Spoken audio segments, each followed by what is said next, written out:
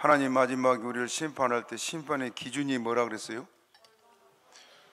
얼마나 사랑했느냐. 그리고 하나님이 심판할 때 무엇을 가지고 심판한다 그랬습니까? 성경 말씀 가지고 합니다. 그게 성경대로만 살면 됩니다. 성경에 주님께서 더한 걸 요구하지도 않았고 덜한 것도 하나님이 허락지 않았습니다. 이해하십니까? 그러니까 요한계시록 22장 마지막에 뭐라냐, 이 예언의 말씀을 외에 더하는 자는 하나님께서 저주를 더하고 또 덜한 자는 하나님의 생명책에서 제하해 버리겠다, 아주 경고를 했어요. 우리가 살아가는 삶의 기준이, 표준이 뭐냐? 성경이요.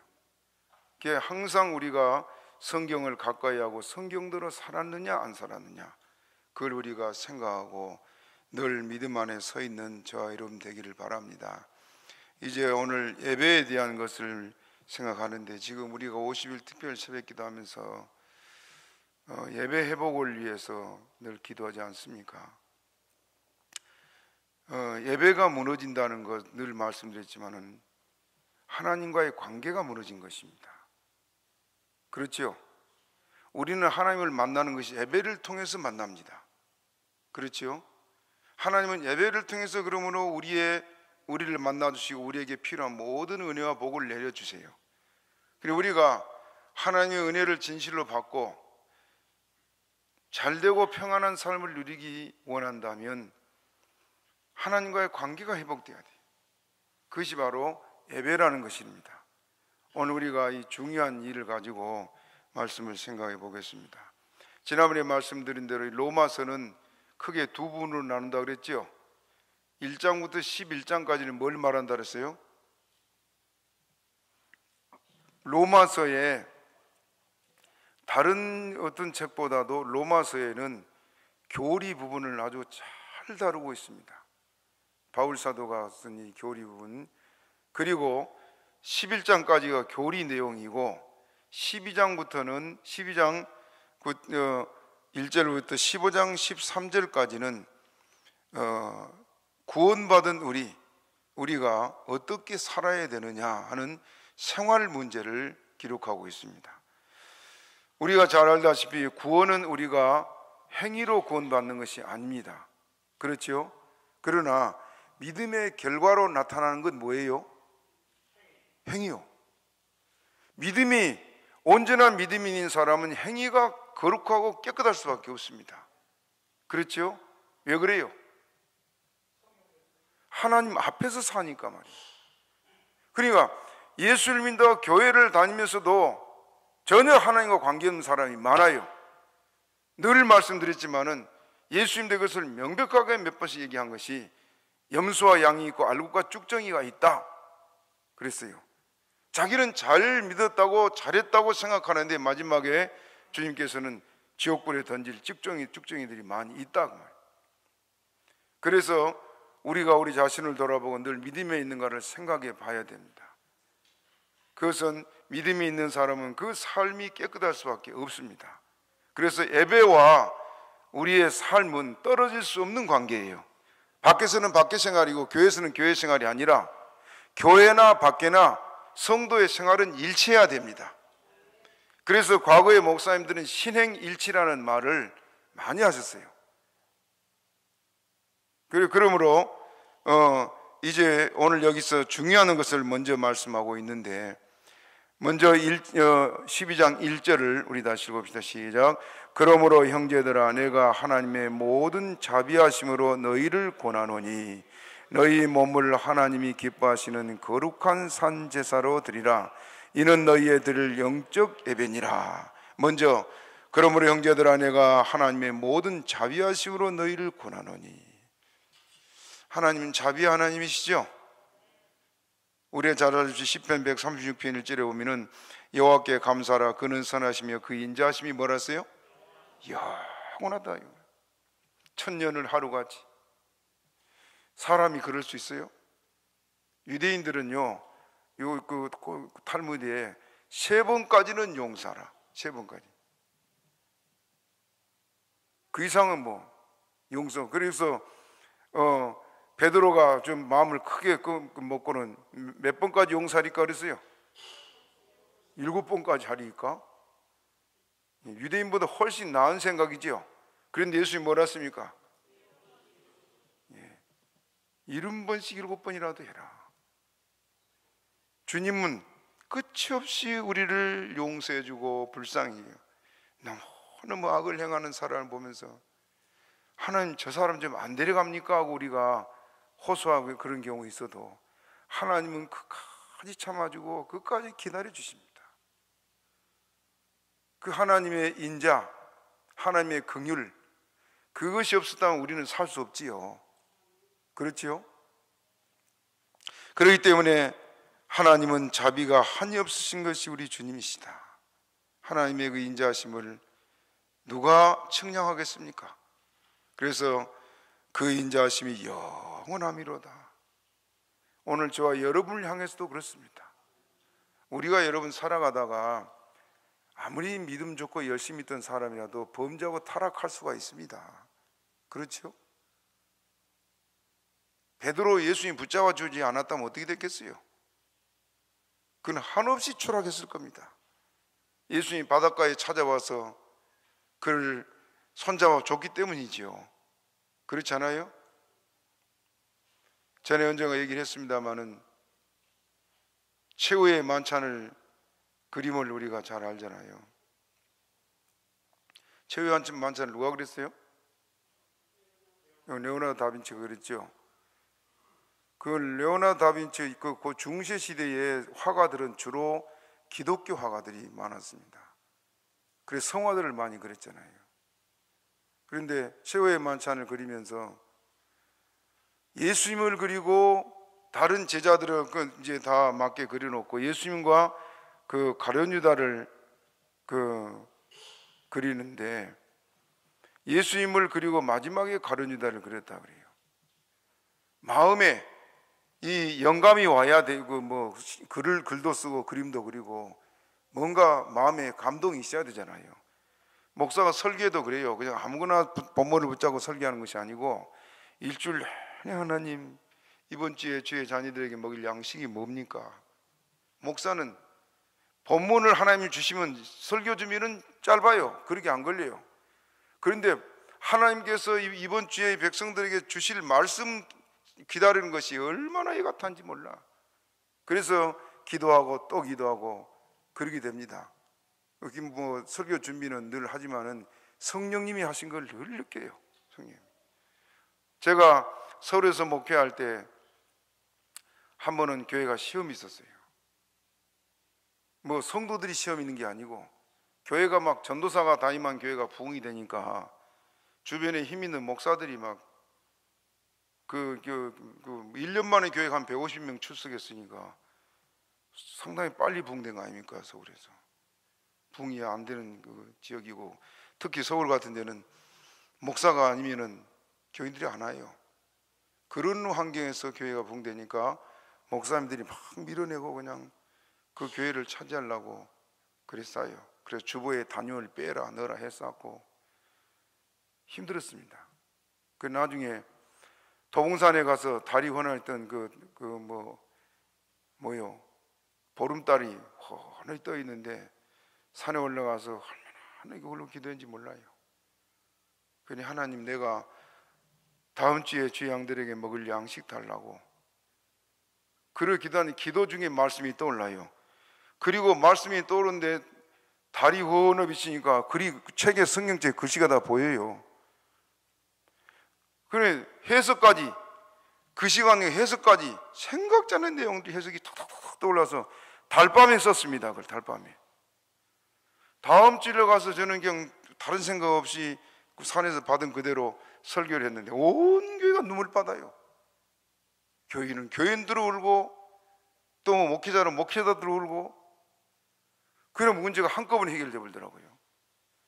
그런 일들을 종종 느낍니다. 그래 설교하는 문제는 힘들지 않지만은 하나님의 성령으로 감동을 주셔야 되는 것처럼 글을 쓴 사람도 그러고 그림을 그린 사람도 그래요. 그게 이제 이 레오나르도 다빈치가 예수님을 그려놓고 마지막에 가룟 유다를 그리려고 사람을 찾아다니는데, 예수님을 그릴 때는 아무리 찾아다니도 사람을 봐도 감동된 사람이 없는데, 어느 시골 교회를 가니까 기뻐서 막 찬송을 하고 청소를 하는 한 청년을 보니까 마음이 그냥 저 사람이다 싶더래요. 그리고 그 사람을 모델로 앉혀놓고 예수님을 그려놓으세요. 그리고 한 3년을 또 가룟 유다를 찾아다니는데 감옥마다 다 다녀도 흉악한 사람이 안 보여. 어느 감옥을 가니까 저 사람이다 하고 마음이 감동해서 앉혀놓고 내가 이런 그림을 그리려 하는데 하고 이제 모델로 이 사람을 쓰고 가룟 유다를 그렸어요. 그 사람이 마지막에 선생님 저를 잘 모르겠습니까? 예, 누구신데 저를 아시냐고. 제가 몇 년 전에 예수님 모델이 됐던 사람입니다. 한 사람이요. 기가 막히잖아요. 저는 그래서 그 내용을 보면서 하나님이 이 사람을 이 가룟 유다 모델로 세운 것도 하나님이었다. 왜? 이 사람을 하나님께서 회개시켜서 그래도 변화시키고 구원하시려고. 그렇게 열심히고 순수했던 사람이 하루아침에 큰 흉악한 죄인이 되고 감옥에 가 있었지만은 하나님은 기다려주고 참아주시고 이런 일을 통해서 변화시키는 게 하나님이세요. 있습니까? 우리 하나님의 인자, 우리 하나님의 긍휼 많이 없습니다. 우리가 그래서 살고 있습니다. 제가 목사지만은요, 하나님의 마음이 사람 마음 같았다면 저도 벌써 버림받았습니다. 그래서 우리는 이 하나님의 자비하신 은총 속에 지금까지 살아온 줄 믿고 감사하시기를 바랍니다. 그리고 또 1절, 그러므로 이제 우리는 따라합시다. 너희 몸을 하나님이 기뻐하시는 거룩한 산제사로 드리라. 자, 우리가 하나님께 예배하는 이것이 영적 예배라고 말하고 있는데, 예배, 우리의 몸은 예수님의 지체요 하나님의 전이다. 그걸 우리가 잘 알고 있지요. 마지막 성경 읽어봅시다. 고린도전서 6장 15절 같이 읽어보겠습니다. 고린도전서 6장 15절 시작. 너희 몸이 그리스도의 지체인 줄을 알지 못하느냐? 내가 그리스도의 지체가 가지고 장기의 지체를 만들겠느냐? 결코 그럴 수 없느니라. 우리 몸이 뭐라고요? 예수님의 몸의 일부분이다. 그럼 우리가 우리 몸으로 죄를 지면 어떻게 된단 말입니까? 예수님께 죄를 진 거 아닙니까? 예수님 몸에 죄를 진 거 아니에요. 그렇죠? 예수님은 거룩하신 분인데. 또 고린도전서 6장 19절에서 20절을 읽어봅니다. 시작. 너희 몸은 너희가 하나님께로부터 받은 바 너희 가운데 계신 성령의 전인 줄을 알지 못하느냐? 너희는 너희의 것이 아니라 값으로 산 것이 되었으니 그런즉 너희 몸으로 하나님께 영광을 돌리라. 우리 몸이 뭐라고요? 성령의 전이다. 왜 성령의 전입니까?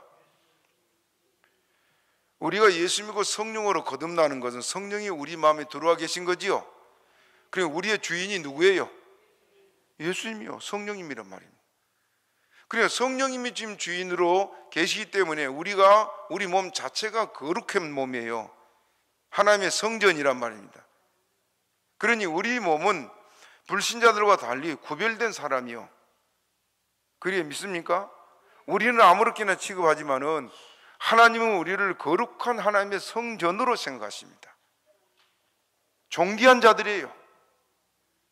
그리고 인정은 아멘 하시 바랍니다. 여러분이 몸이 병들었든지 늙었든지 상관없어요. 성령이 내게 계시기 때문에 우리는 보통 사람이 아니다 그 말이에요. 그래서 신명기의 33장에 이스라엘에 너는 행복자로다. 여호와의 군을 너같이 얻은 백성이 누구냐? 그렇잖아요. 우리같이 복된 사람이 없습니다. 우리 몸은 하나님의 성령의 전이요. 믿습니까? 그렇기 때문에 이제 우리 몸으로 하나님께 영광을 돌리라. 너희 몸이 하나님이 기뻐하시는 거룩한 산제사로 드리라 그랬습니다. 몸은 우리 육체 전체를 가리켜 말할 뿐만 아니라 우리 마음까지도 말하고 있습니다. 예수님의 마태복음 5장 28절에 나는 너희에게 이르노니 여자를 보고 음욕을 품는 자마다 마음에 이미 간음하였느니라 그랬어요.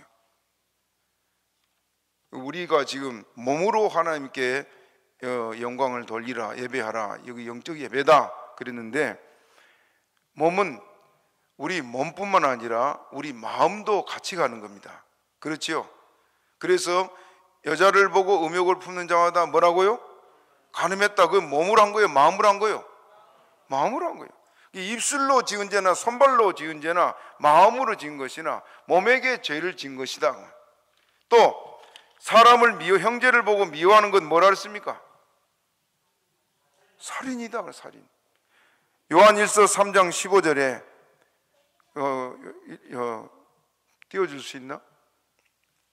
요한일서 3장 15절에 그 형제를 미워하는 자마다 살인하는 자니 살인하는 자마다 영생이 그 속에 거하지 아니하니라.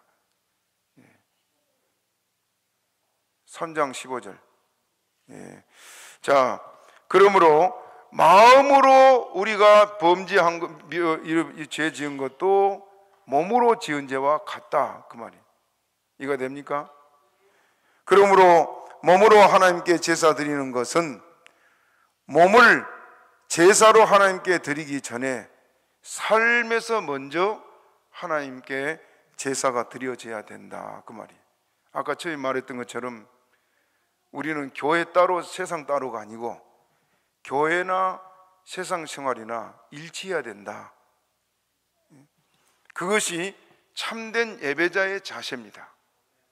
교회에서는 정말 거룩하고 진실하고 하나님 잘 믿는 것 같은데 밖에서는 개판이요. 믿는 사람이 아니요. 아니요. 그러니 그 사람을 본 이방인들이 뭐라 하겠습니까? 욕하고 조롱하고 그러지 않겠어요?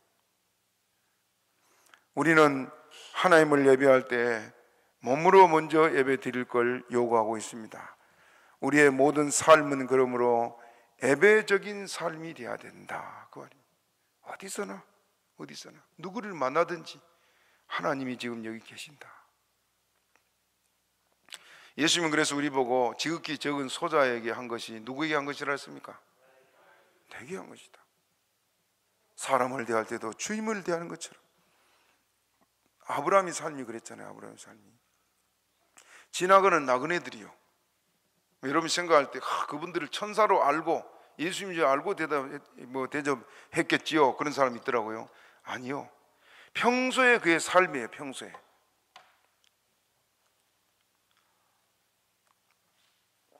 여러분 대접한 사람이 달려가서 엎드려 절을 하고 나무 그늘에 잠깐 쉬시면 내가 음식을 해오겠다고 달라고 해도 왜 주냐고 할 텐데, 지나가는 나그네 아니요, 달라고 하지도 않는데 달려가서 그늘에 잠깐 앉아 계시라고.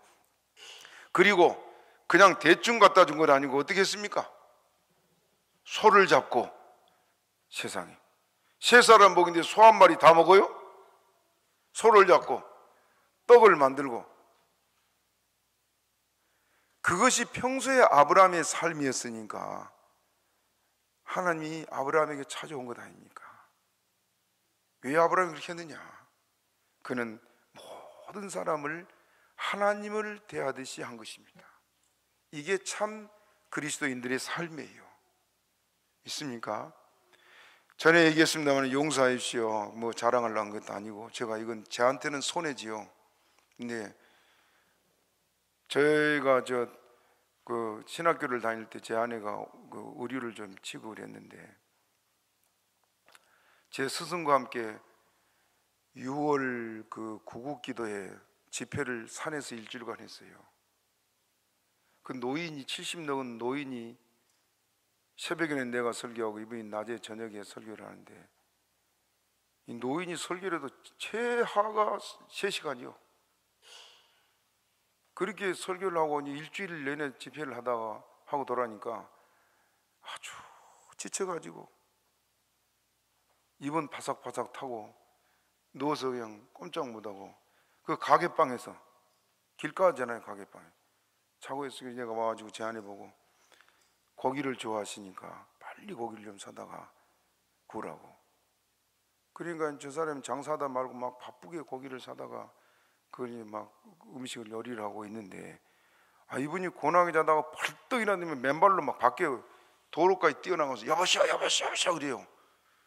그러더니 갑자기 이상하네. 그래 들어와요. 그래 뭐가 이상해요? 그랬더니 웬 사람이 덜렁덜렁 들어오더래요. 그러면서 하는 말이 아브라함의 집에 갔던 천사, 자기가 아브라함의 집에 갔던 천사라고 그러더래요. 그래 이 집이 하나님의 종들을 대접을 잘한다 해서 얼마나 잘한가를 보러 왔다고. 그러면서 나가더랍니다. 그래서 여보시 여보시 쫓아나간다 보니까 사라진 거예요. 그 하나님이 지금도 역사해요. 지금도 여러분 하나님 모든 일거수일투족 속에 하나님이 계십니다. 다 보고 있어요. 그렇기 때문에 우리의 삶은 항상 하나님 앞에서 예배적인 삶이 되어야 된다. 있습니까?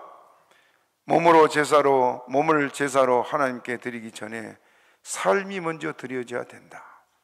우리의 모든 삶은 그러므로 항상 예배 드린 자와 같이 하나님 앞에서 사는 삶이 되기를 바랍니다. 하나님 그 사람 찾고 있어요. 그 사람. 아브라함, 이삭, 야곱은 그랬잖아요. 우리가 그런 생활을 지금 잃어버린 사람이 많습니다. 예수 믿는 사람이 왜 죄를 못 짓냐? 죄를 짓는 앞에서도 하나님 누가 보고 있어요? 하나님 보고 있어요. 그래서 죄를 짓는 자리까지는 갈 수 있어요. 그러나 얼른 돌아설 수 있는 것이 바로 믿음 있는 사람이에요. 왜? 하나님이 보고 계시니까. 하나님 그걸 보시고 얼마나 기뻐하겠어요. 너가 이겼다 할 거 아닙니까? 가인을 한번 생각합시다. 여러분, 가인, 하나님이 가인을 받지 않은 이유가 뭡니까? 바친 재물이나 예배 순서가 잘못된 것이 아니에요. 그렇죠? 그의 삶이 죄악으로 물들어 있었기 때문이다. 그 예배적인 삶이 아니었다고 하는. 분명히 하나님 앞에 와서는 그가 경건하게 하나님을 제사를 드리고 있지만은 밖에서 삶은 아니었어. 밖에서 삶, 하나님 앞에 삶이 따로따로였단 말이에요. 그래서 창세기 4장 6절 7절 한번 읽어봅시다. 창세기 4장 6절 7절 읽어봐요. 시작. 여호와께서 가인에게 이르시되 내가 분하여함은 어찌미며 안색이 변함은 어찌미뇨 내가 선을 행하면 어찌 낯을 들지 못하겠느냐 선을 행치 아니하면 죄가 문에 엎드리느니라. 예. 뭐가 소원이 있다고요? 죄의 소원. 내가 선을 행하면 어찌 낯을 들지 못하겠느냐. 주님 앞에서 낯을 못 든 이유가 뭐예요? 평소에 그의 삶이 악했단 말입니다. 악했어. 동생을 때려 죽일 만큼 그의 삶이 악했습니다. 이게 참 마음 아파요. 마음 아파.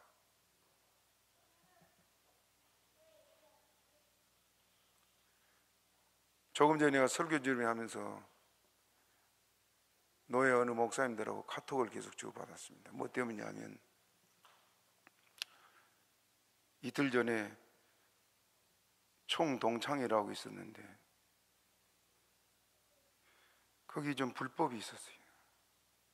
도저히 이게 아니다 싶어서 제가 그걸 지적을 하고 말하느라고 계속 반박을 하고 저는 또 얘기를 하고. 우리가 목사고 장로고 직분이 문제가 아닙니다. 하나님 앞에서 진실해야지요. 그러지 않습니까? 거룩을 잃어버린 시대요. 진실이 없는 시대요. 가인이 그렇게 하나님 앞에 가서 예배를 드리고 했지만 하나님이 받지 않는 것처럼 오늘도 하나님 받지 않은 사람들의 예배가 많다는 말입니다. 고린도전서 6장 18절에 음행을 피하라. 사람이 범하는 죄마다 몸박이거니와 음행하는 자는 자기 몸에게 죄를 짓는. 같이 읽어봅시다. 시작. 음행을 피하라. 사람이 범하는 죄마다 몸박혀 있거니와 음행하는 자는 자기 몸에게 죄를 범하느니라. 음행하는 자는 자기 몸에 죄를 범한 것이다. 우리가 이런 사람이 와서 예배를 드리면 그가 택한 자라도 하나님이 그 예배 받습니까? 안 받습니까? 안 받아요. 안 받아. 회개하라. 주님 그걸 먼저 말씀하시죠. 또 고린도서 6장 9절에서 10절 같이 읽어봅니다.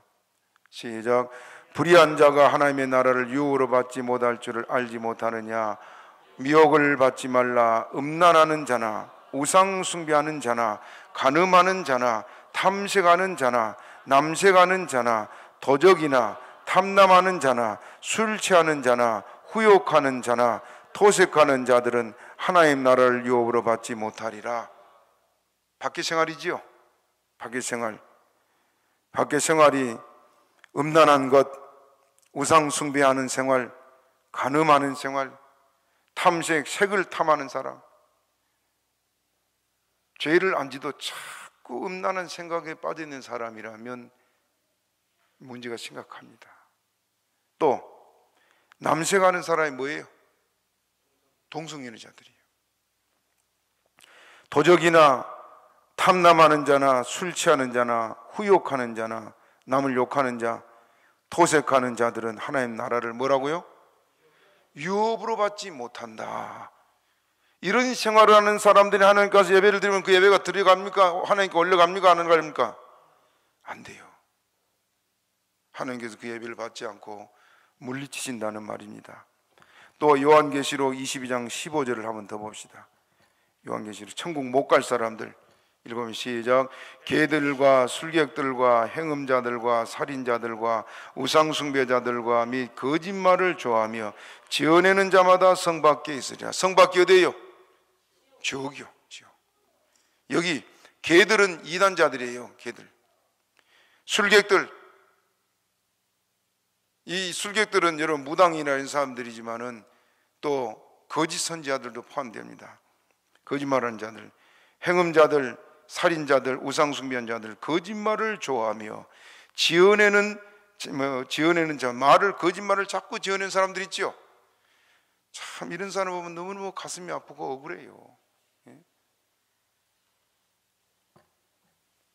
우리가 예수 믿는 사람이라면 입술이 정직해야 됩니다. 손해를 보고 욕을 먹더라도 그리 안 되겠습니까? 그것이 예배와 연결이 되어 있습니다. 연결이. 그러니까 모든 삶이 항상 하나님 앞에서 예배드린 자의 자세로 살아가야 된단 말이에요. 과거에 우리 교단에 그 목사님 성함이 기억이 안 나는데요, 이분은 저녁에 주무실 때도 한복을 곱게 입고 두루마기까지 입고 그렇게 주무셨대요. 얼마나 불편합니까?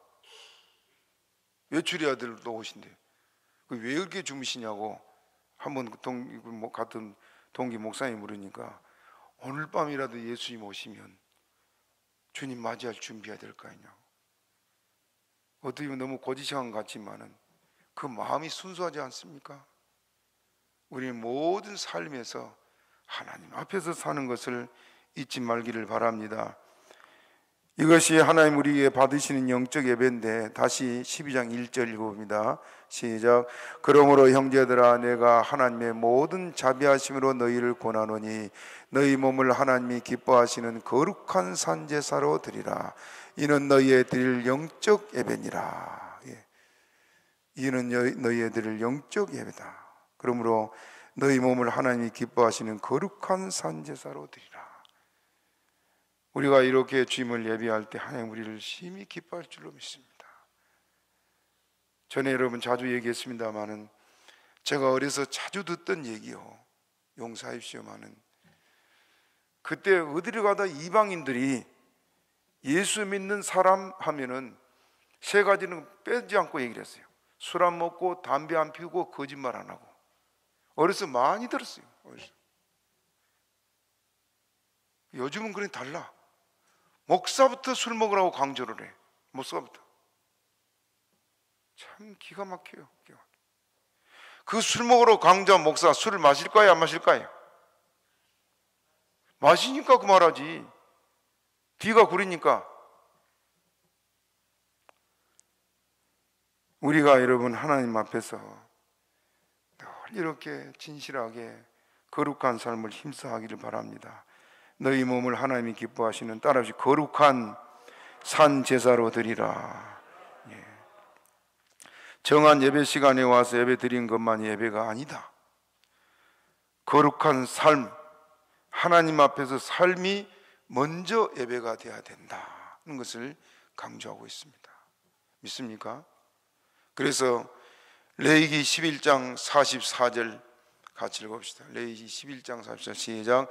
나는 여호와 너희 하나님이라. 내가 거룩하니 너희도 몸을 구별하여 거룩하게 하고 땅에 기는 바 기어다니는 것으로 인하여 스스로 더럽히지 말. 나는 여호와 너희 하나님이라. 내가 거룩하니 너희도 몸을 구별하여 거룩하게 하라. 교회에서는 다 거룩하지 않습니까? 그렇죠? 그러나 삶이 거룩해야 된다 하는 말입니다. 또 레위기 11장 45절 한 번 더 봅니다. 45절 시작. 나는 너희의 하나님이 되려고 너희를 애굽 땅에서 인도하여 낸 여호와라. 내가 거룩하니 너희도 거룩할지어다. 따라합시다. 내가 거룩하니 너희도 거룩할지어다. 우리가 이 거룩을 회복해야 돼요. 저부터 그렇게 해야 됩니다. 저는 목사로 자격 없습니다. 거룩하지 못해요. 그러나 거룩한 목사가 되고 싶습니다. 그래서 이는 너희들을 영적 예배라고 말하고 있는데, 우리가 이렇게 몸만 왔다 가는 예배도 아니고 우리 밖에서 삶이 하나님 앞에서 드려진 예배가 참된 예배입니다. 하나님은 우리에게 이런 예배를 받기를 원하십니다. 이사야 1장 11절부터 13절을 우리가 잘 압니다마는 예배에 관한 거니까 한번 같이 읽어봅시다. 시작. 여호와께서 말씀하시되 너희의 무수한 재물이 내게 무엇이 유익하뇨? 나는 수양의 번제와 살찐 짐승의 기름에 배불렀고 나는 수송아지나 어린 양이나 수염수의 피를 기뻐하지 아니하노라. 너희가 내 앞에 보이려니 그것을 누가 너희에게 요구하였느뇨? 내 마당만 밟을 뿐이라. 뭐라고요? 왜 마당을 밟는다 그래요? 헛된 예배, 헛된 예배, 마음이 없는 예배, 하나님을 귀히 여기지 않기 때문에 그렇죠. 존귀히 여긴다면 그러지 않지 않습니까? 저 어제 아침에 새벽에도 제가 말했습니다마는 우리 성도님들 다음 주부터는 집에서 입는 옷 중에 제일 귀하고 귀하게 보관하는 옷 입고 교회 나오세요. 그렇게 하시겠어요? 사모님도 다음 주도 한번 입어봐요.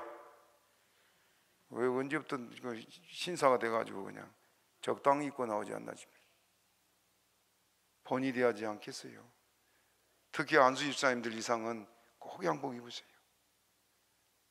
미국의 저 보수 신앙 교회들은요 다 양복, 언제나 양복 입고 나온대요.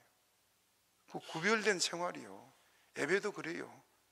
내가 마음이 있으면 하나님의 정성을 드리게 돼 있습니다. 그렇죠? 우리가 여러분 어디서 예배 드려도 됩니다.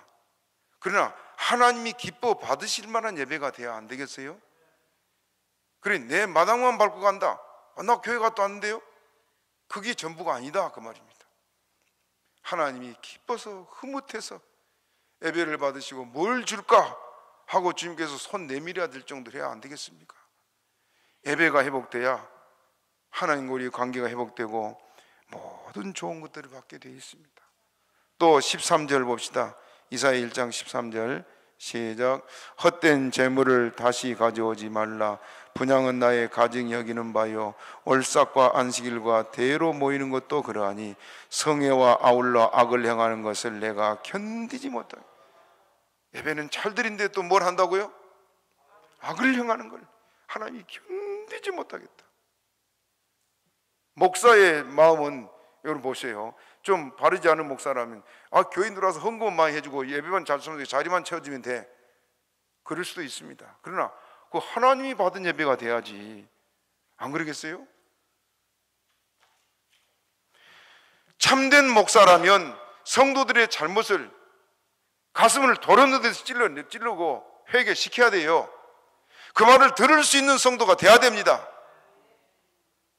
귀에 듣기 좋은 소리를 듣기를 원한다면 그 성도도 잘못되고 그렇게 가르치는 목사도 잘못된 거 아닙니까? 우리는 주 앞에 서야 돼요. 그렇기 때문에 하나님이 받으신 영적 예배가 되려면 우리가 이렇게 주님 앞에 먼저 삶이 드려져서 하나님이 합당하게 여기시는 그런 예배가 되기를 힘쓰시기를 바랍니다. 말라기 시대에, 말라기, 여러분들 성경 읽었지만 말라기 시대마다 교회들이 막 이스라엘 백성들이 타락했어요. 예수님이 오시기 전 말라기 시대에 사람들이 그 예배 생활이 어땠나 그걸 말해주는데, 말라기 1장 7절부터 10절 내용이 한번 읽어봅시다. 읽어보시죠. 너희가 더러운 떡을 나의 단에 드리고도 말하기를 우리가 어떻게 주를 더럽게 하였나이까 하도다. 이는 너희가 주의 상은 경멸히 여길 것이라 말함을 인하며. 거기까지. 무슨 떡을 드렸다고요? 더러운 떡을 드렸다고 지금 책망하니까 백성들이 뭐라 합니까? 우리가 언제 그랬습니까? 자기들이 하는 걸 몰라. 그 정도로 영적으로 둔해져 있다 그 말입니다. 그래서 또 8절 읽어봅니다. 시작. 만군의 여호와가 이르노라 너희의 눈먼 희생으로 드리는 것이 어찌 악하지 아니하며 저는 것 병든 것으로 드리는 것이 어찌 악하지 아니하냐. 이제 그것을 너희 총독에게 드려보라. 그가 너를 기뻐하겠느냐 너를 간합하겠느냐. 예. 어떤 걸 드렸다고요? 눈먼 것, 병든 것, 저는 것. 우리가 주를 섬기는데 어떻게 보면 너무 소리할 때가 많아요. 소리할 때가. 하나님을 가장 귀히 여길 수 있는 저희들 되기를 바랍니다. 뭘 드려도 우리 마음을 다해 드려야 안 되겠어요?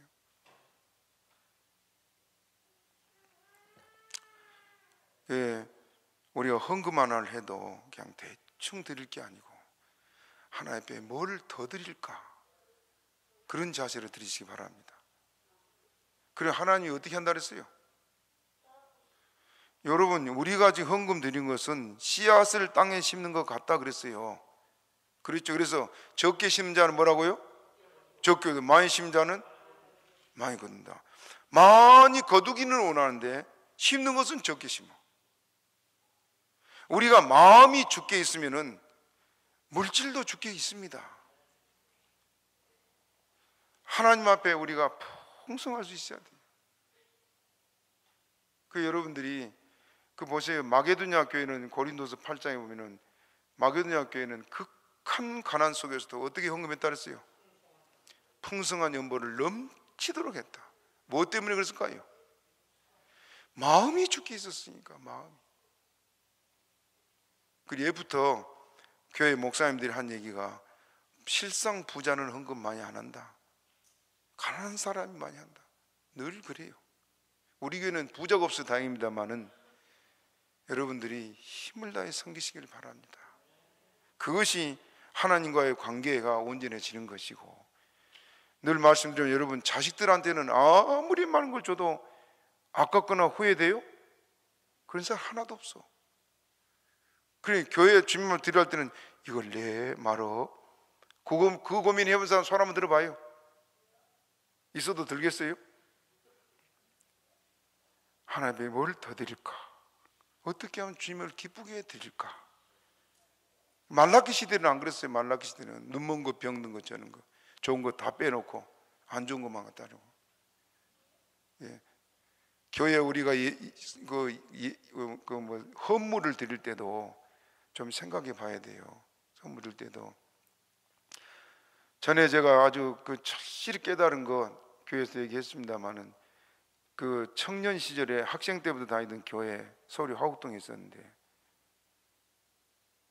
그 교회 신자들이 전에는 거실에가 대부분 서울 집들이 거실에 보일러가 없었어요. 그러니까 청바닥 깔아놓고 겨울에 거기 바닥에 카페트 깔고 뭐 석유난로 피워놓고 대부분 그렇게 생활했어요. 그런데 카페트를 쓰다가 오래 쓰다가 이제 좀 낡아져서 새 걸 사게 되면 그 헌금 교회로 들고 오네. 또 난로를 쓰다가 냄새가 나고는 새것 사고 헌 건 교회로 가져와. 속이 상해 죽겠는 거예요. 나는 목사님은 교인들이 시험 들까 봐서 가져오면 그냥 좋다고 받아갖고 그냥 여기저기 까는데 얼마나 청년인데 마음이 막 속이 뒤집은지 몰라요. 그런데 보니까요, 그 사람들이 결국 잘 안 됩니다. 그걸 내가 보면서 그렇구나.